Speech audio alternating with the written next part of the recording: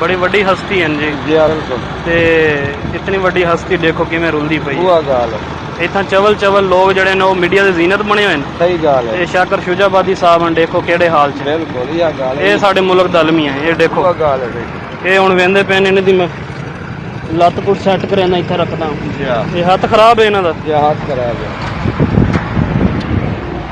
देखो ये मुल्क दा कितना वड्डा शायर है। सच्ची गल है। ये वसेब दा है अपने जनूबी पंजाब दा बहुत वड्डा शेर पंजाब दा शाकर शुजाबादी साहब हैं डे बिल्कुल। ये हाल है पाकिस्तान दे। ये कितना वड्डा शायर जेदे गाने गा गा के लोग मशहूर थी गए। बिल्कुल। शेर शेर पढ़ पढ़ के गोलियां खांदे पे लोग। ते ओ इत्थां रुल गया मोटरसाइकिल ते वेंदा पिया दवाई घिनण कहन दे पिछे। ते हाथ उत्ते सोजश है ते पईया मसला है। जेड़े क्या आखे बंदा हुण कल दे जेड़े हैं ओ सेलेब्रिटी बने वदे ते बे कुछ बने। अल्लाह पाक सेहत देवे यार।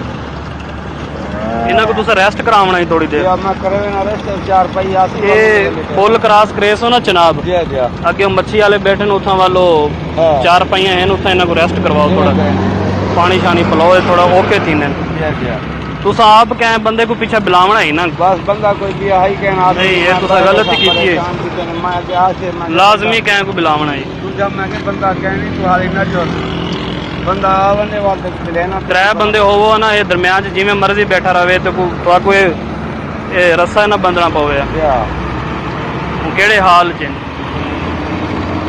ये साडे बस मुल्क दा बंदा क्या आखे इतना बड़ा नामवर शायर है इस इलाके दा पूरे पाकिस्तान दा। बिल्कुल।